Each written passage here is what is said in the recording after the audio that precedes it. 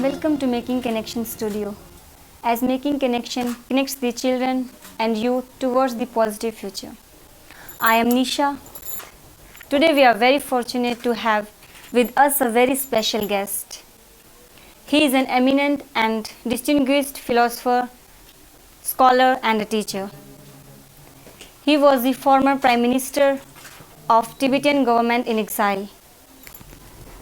Professor Samdhong Rimpoche, welcome and thank you very much for joining us.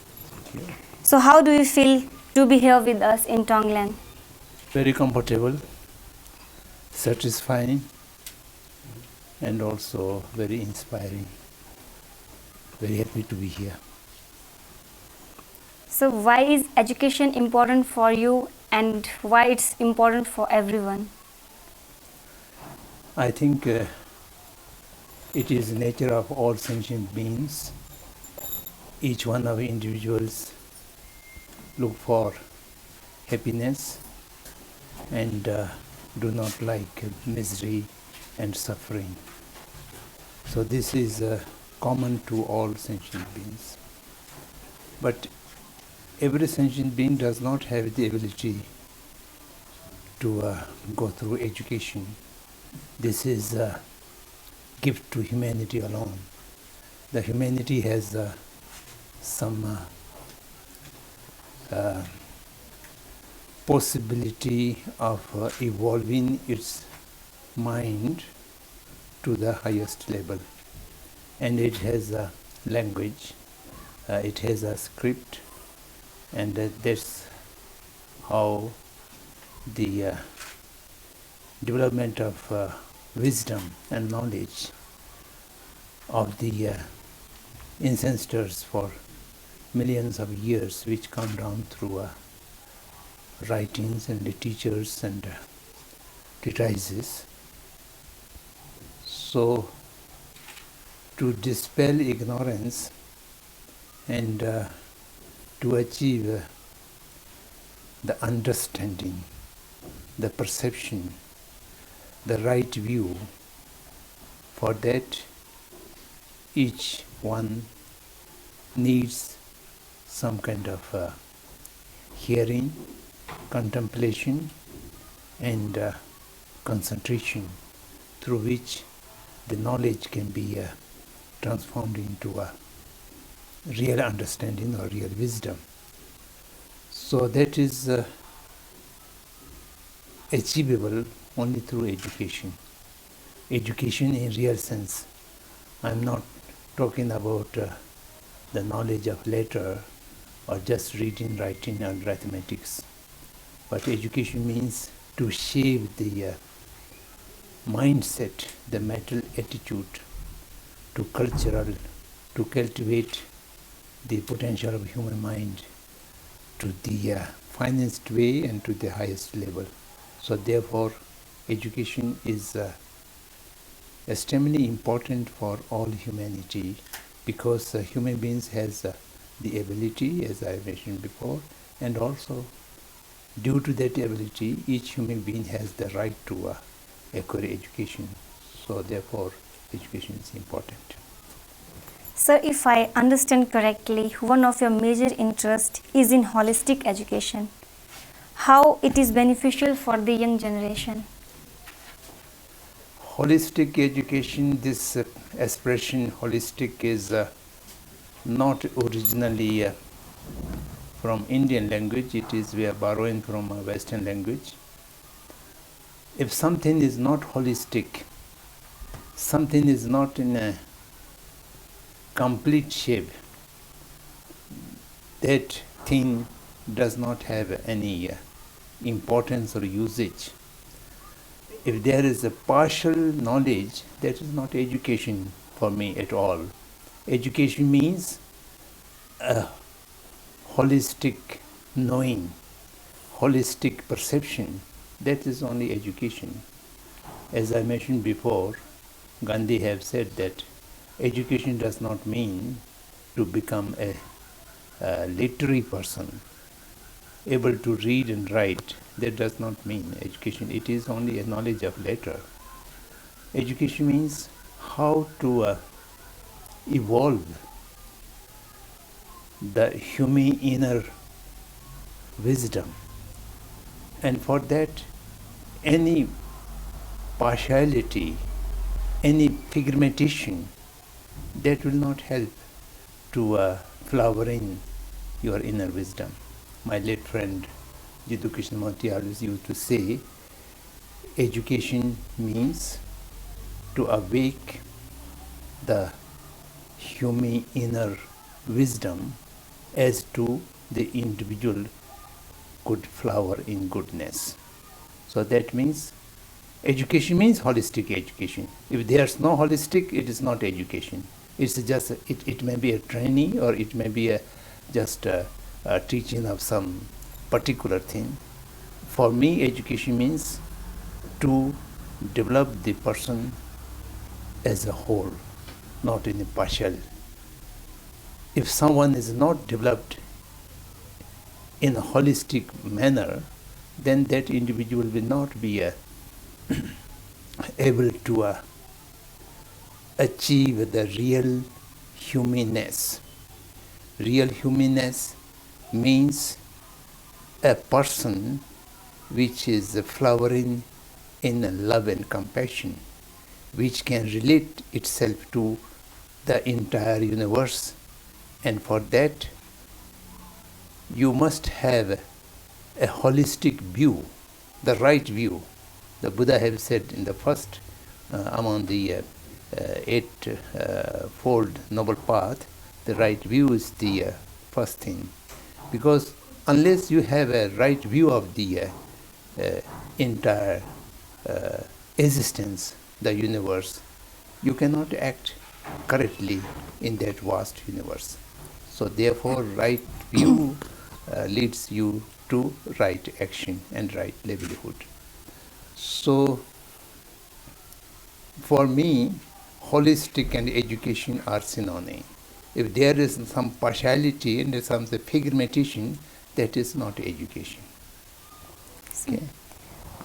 I am very fortunate to be in Tongland as well as to be with you, as I am looking forward for joining Symbiosis Media University in Pune.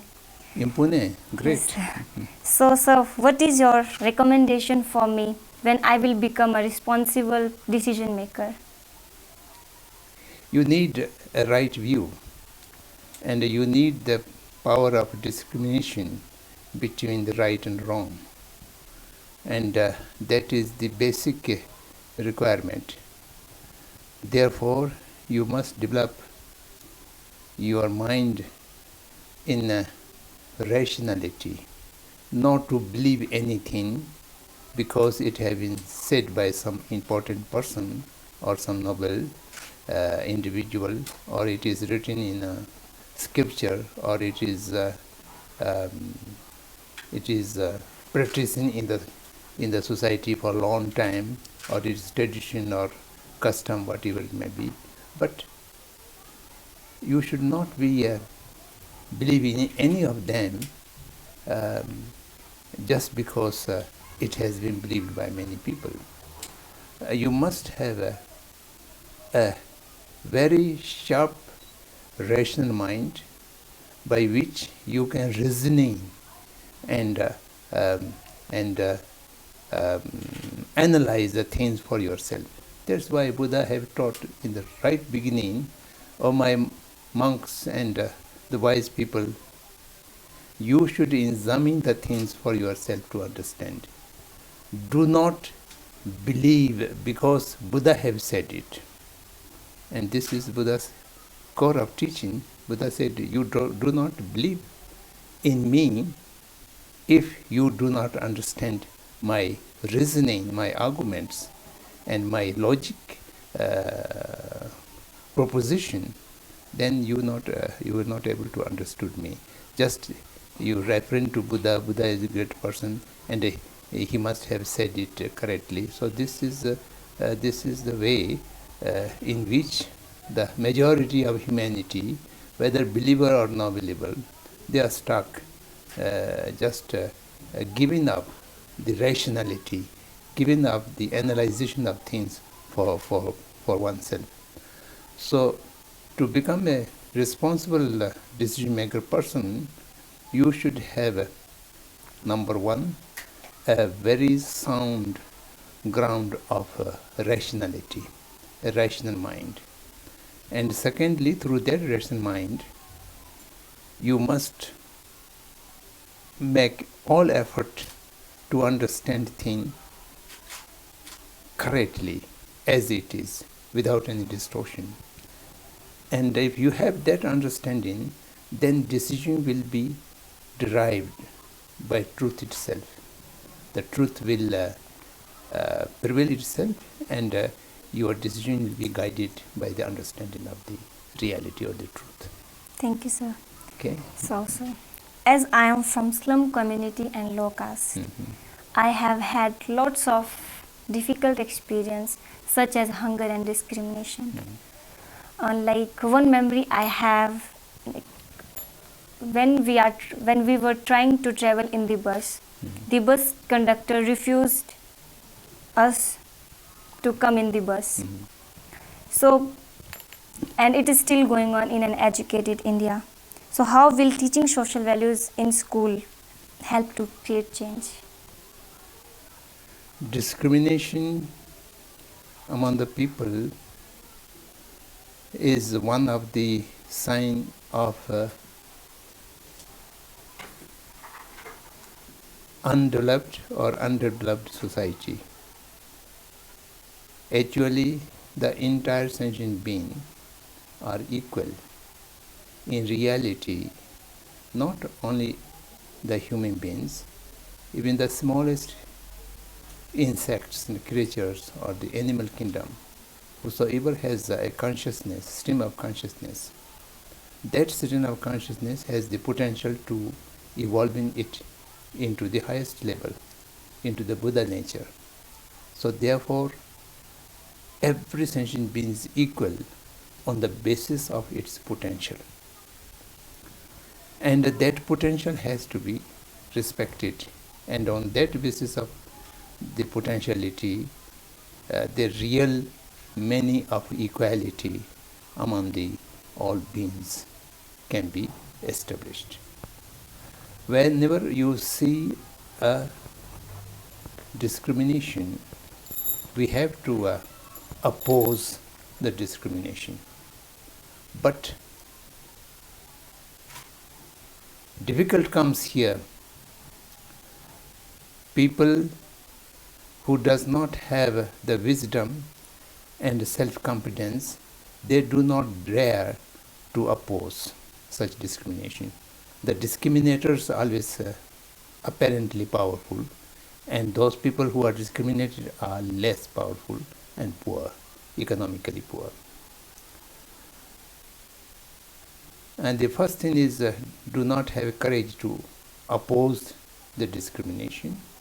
And secondly, someone might oppose it, but the opposition comes out of hate, anger, and disliking, and lose compassion to the injustice doer. So therefore your opposition has no meaning, because you become the sin level who is discriminating you. So you must have a powerful, compassionate mind to that person who does discrimination against you. And the person is not under his or her own control. The person is under the influence of negative emotions or ignorance. Due to that negative emotions and ignorance, they do this kind of injustice and incorrect things or discrimination. And have a powerful, compassionate mind to the person, and also very strong opposition to say this is not right and we do not accept it. So for that you have to learn from Mahatma Gandhi, and he, after 2500 years of Buddha and Mahavir, who have taught the principle of non-violence, Gandhi brought back how to practice non-violence in a modern society. in the modern way of life, and particularly how to use it in fighting against social injustice and social discrimination and political hegemony. And he was so successful for preaching how to oppose this. So the understanding of equality and one's own potential is not only important for the understanding of equality with others, but to build up one's own self-confidence is also depend on that understanding. And after that, the feeling of equality gives you a feeling of brotherhood, or kind of closeness to all the others. And then we have to be oppose the incorrect action, but we have to be love and kind to that doer. And doer is under the influence of negative emotion, ignorance.